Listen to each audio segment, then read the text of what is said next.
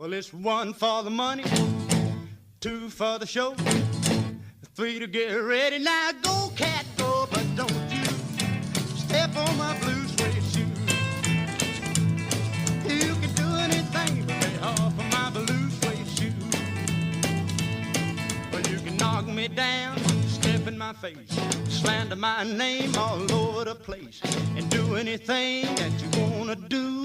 But honey, lay off of my shoes and don't you. Following a sellout tour to Australia last year, the Sun Recording All-Stars, they're back. Yes, they're back. They're returning and arriving on the 15th of March, featuring Elvis, Johnny Cash, Jerry Lee Lewis, Carl Perkins, Roy Orbison. The guys will have you rocking in your seats, believe me. Performing as Carl Perkins is my next guest. Stage actor. He's a singer, performer, generally a hell of a nice guy. Bill Culp is on the line. Bill, nice to have you back with us today. Hey, thank you so much for having me back. We're really looking forward to bringing the Sun Records All-Stars back to Australia. It's going to be a rocking time. You had a hoot last year, mate, didn't you? We really did. We had a great time, and we've been having a great year. We spent a lot of time in Europe over the past year. Right now I'm in Niagara Falls, just outside of my hometown of Buffalo, New York, and we're leaving, I think March 9th is when the tour starts, so that's when we fly down there. Yeah, that's right, and you're down locally here on the 15th of March, so we can't wait to get you guys back down here. Talking of Memphis and things Memphis, which we're going to do, my wife and I are heading to Memphis in August this year, so we're going to Sun Records. That's on my list, as well as Elvis Presley, of course, the Graceland place, but looking forward to that.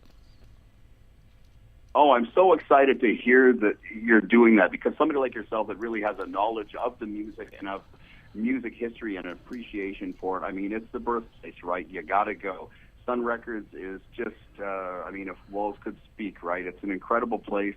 Graceland is incredible. Beale Street is incredible. The Gibson Guitar Factory is there. It's such a fun time. Looking forward to it very, very much. 1950s, the birthplace, of course, of rock and roll. There's no doubt. Sam Phillips was a great visionary. This was the kind of guy that really couldn't tell you a quarter note from an eighth note, but boy, oh boy, did he know music when it came to spirit and passion and delivering a good performance. And he was the guy that kind of had the idea to bridge musical boundaries with, blending rhythm and blues music and country music into a new style that was originally called rockabilly, but as we all know, evolved into rock and roll. Hits like Blue Suede Shoes came out of Sun Records, Great Balls of Fire, Whole Lot of Shakin', all that kind of stuff. It's a great musical legacy. It must be a wonderful atmosphere over there, particularly back in the 1950s, 1960s, and then reliving it all in our modern day today and going and seeing these things, because it dates back, the 3rd of January, I was reading, 1950 it all started. That's very true, and for us it's an honor to do this kind of music because we as performers appreciate it as well. It's not music from our generation, but we love it. We grew up with it. I mean, for me, I grew up just outside of Buffalo, New York, and this was the music that surrounded us when we grew up, and certainly my parents. Jerry Lee Lewis played my mother's high school. It was the music that was around us, and so we grew up to have a strong appreciation for it, and I think it's still very popular worldwide because it's an unprecedented era in musical history, and obviously I don't think it can ever be repeated. Bill, I was going to ask you that because it is historic. It's music that's never died. It's current today as what it was yesterday. People like yourselves travelling the world doing shows.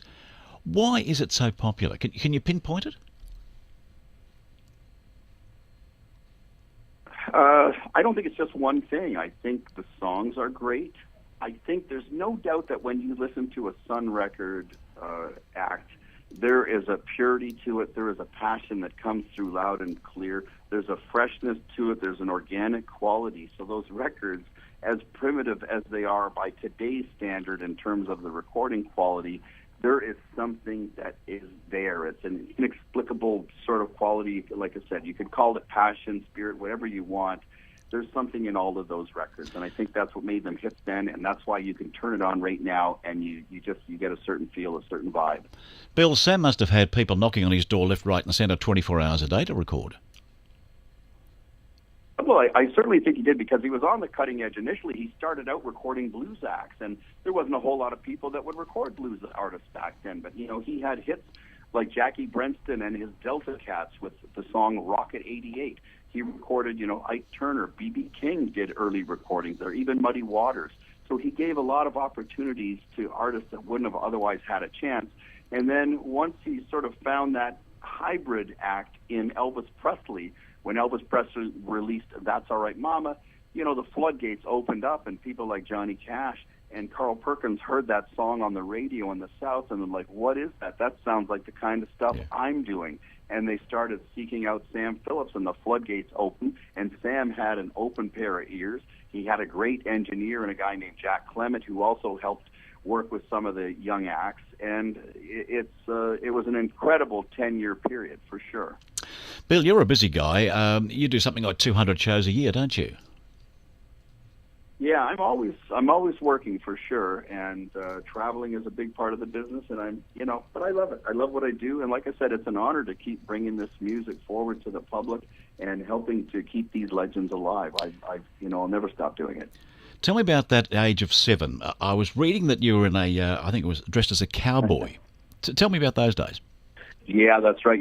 This is actually a funny story. When I was 7 years old, we grew up singing around the campfire. My grandfather was a musician. Right. He played guitar, he played harmonica, and he also was a square dance caller. I don't know if you know what square dance I do. was. Yes, I do. Yes. It was so he was a square dance caller, and we grew up around the campfire singing songs. My cousins also had a band. They lived across the street, so we would go over there too, but I especially remember the campfire songs.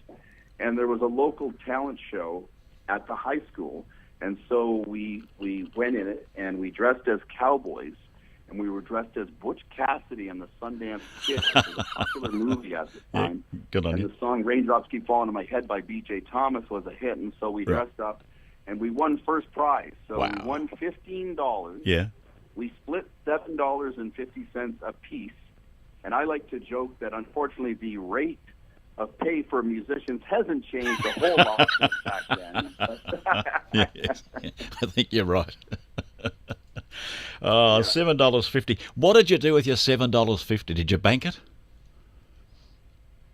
I'm sorry, what was that? What did you do with your $7.50? Oh, it was really funny. My mom allowed me to spend 35 cents on candy at the store, and for the rest of it, she bought me a pair of rubber boots. Wow. How special is that? And you've got the memory of it. It's wonderful. Wonderful, Bill. But maybe my mom in some ways was the precursor to, our manager these days. No, I'm just kidding. Well, look, she wouldn't have taken the cut that the other guys are taking. Perhaps you should, follow that through. After that, at 7, of course, you were at high school. The high school band, your first band, the Problem Children, wasn't it?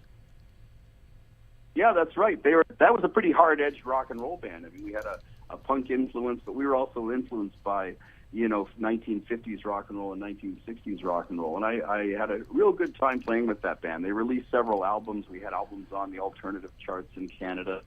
And I'm still friends with some of those guys. As a matter of fact, the drummer in the Problem Children that replaced me, we still work together on a lot of shows. Right.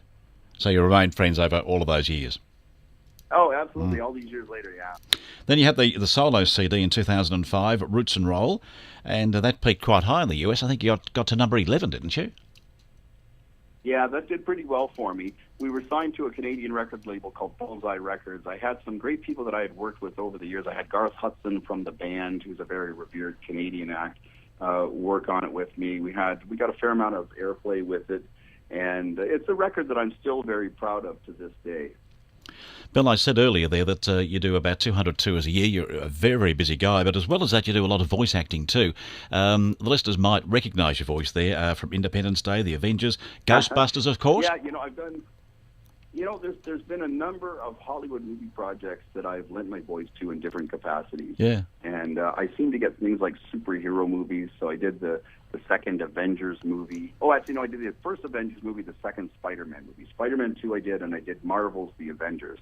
But I also did a voiceover for one of the Godzilla movies where it's all in Japanese. And how did you go with that in Japanese? No, I did the English subtitles. Yeah, I thought you might say that. Yeah, and I've done some of those Chucky horror movies, yeah. Steven Seagal movies, guy type movies. Yeah, of course.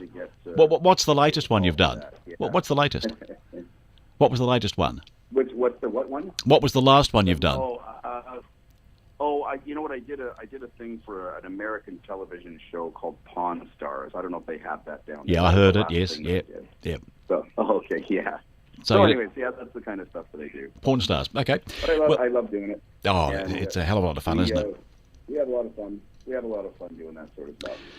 Bill Culp, you're down here with the All-Stars, of course, and you're arriving, as we said, on the 9th, but performing at the Frankston Arts Centre. I think you were there last year too, on the 15th of March. And we can go to the theatre and buy those tickets direct. What's that? Yeah, do you have the theatre contact information for that? Would Yes. you mind giving that Yes, out? I've got all that here. Yes, I'll certainly do that. Afterwards, Yep. Yeah, the Frankston Arts Centre. You go online to the Frankston Arts Centre and you can book online and get your tickets that way, and you can print them out at home. It's very easy. But the 15th of March, then you're up at Shepparton on the 16th of March, a very quick turnaround. Coming back to Bendigo, I see. Oh, the Whitehorse Centre too on the 17th of March and the 18th of March at the Capitol Theatre. Then a great venue for you on March the 21st, the Athenaeum here in Melbourne. A fantastic venue. I'm going to try and get along to that one on the 21st of March and see you there. It's a wonderful place. Great to talk to you, Bill. It's been a delight to have you once again on the program. The Sun Records All-Stars returning to Australia this year, and with my guest, Bill Culp. Bill, take care, mate. We'll see you when you arrive in Australia. Thank you very much. We'll see you then. Take care, pal. It's 1 for the money, 2 for the show, 3 to get ready. Now go, cat, go, but don't you step on my blue suede shoe. You can do anything but lay off of my blue suede shoe. Well, you can knock me down, step in my face, slander my name all over the place, and do anything that you wanna do. But honey, lay off of my shoes, and don't you step on my blue suede shoe. You can do anything but lay off of my blue suede shoe.